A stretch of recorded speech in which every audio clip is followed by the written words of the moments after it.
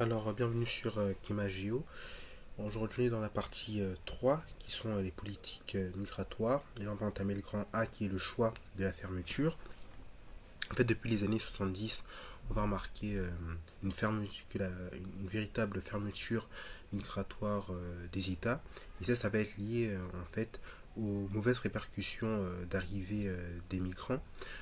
Ainsi, dès les années 80, les États-Unis ils vont commencer à mener une politique assez répressive face à l'arrivée des migrants, ce qui va donner lieu dès 2006 à la construction d'une barrière entre les États-Unis et le Mexique, avec un renforcement des contrôles aux frontières.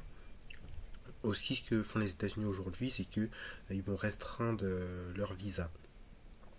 Et en Europe, il va aussi y avoir un renforcement des politiques migratoires pour lutter contre les clandestins. Donc on va avoir un durcissement du droit d'asile. On va commencer les années 2000 à développer la surveillance en Méditerranée. Va être créé en 2004 le Frontex, qui va être un corps de policiers qui va assurer le contrôle de l'espace Schengen.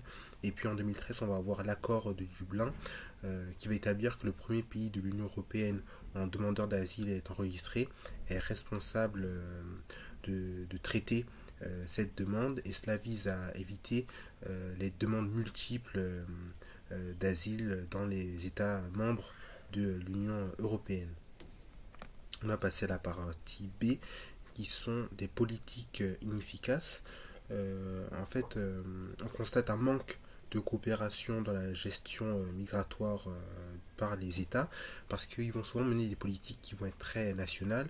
Par exemple, dès 2021, le Royaume-Uni va créer un système de points euh, pour gérer donc l'entrée des migrants à sa frontière, tandis que la même année, l'Allemagne va plutôt décider d'un système de quotas.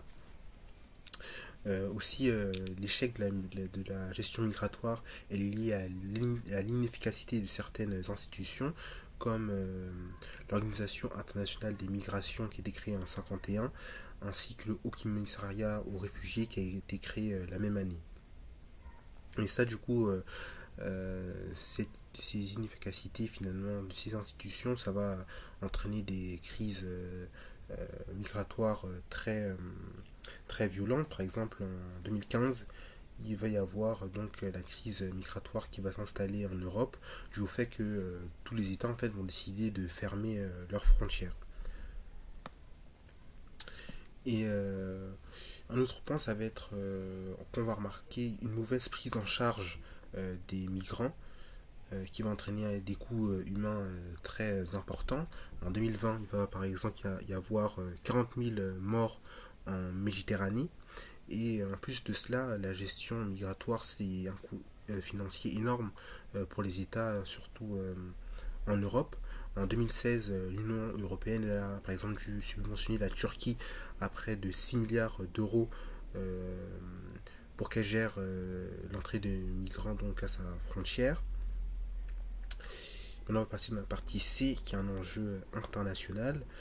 Euh, En ce qui s'agit, alors pour l'Europe, on a vraiment essayé de mettre en place des systèmes pour gérer l'immigration, avec en 1995 la création du processus de Barcelone, donc pour renforcer la coopération entre l'Union européenne et les pays méditerranéens, donc incluant la gestion des migrants.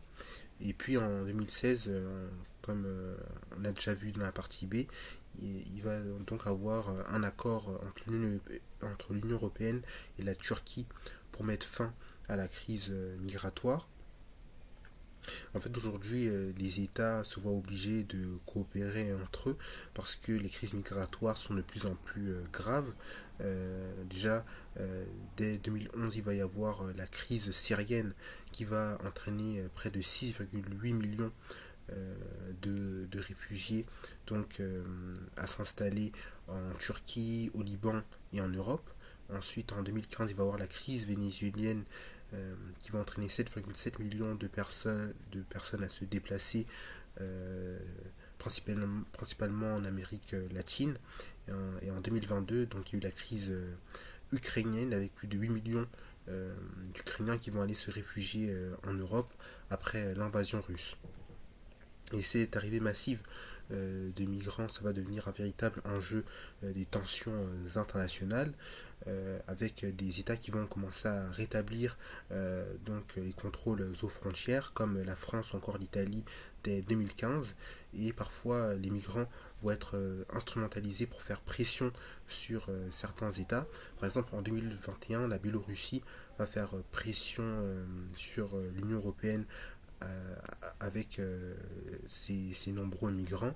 En fait, le régime de Loukachenko a orchestré des flux migratoires vers les frontières de l'Union européenne donc dès 2020 pour déstabiliser les pays voisins et répondre aux sanctions européennes en utilisant les migrants comme levier économique et politique. Et ça va être la même stratégie qui va être utilisée dès 2022 par la Russie, qui va amasser des migrants à la frontière finlandaise.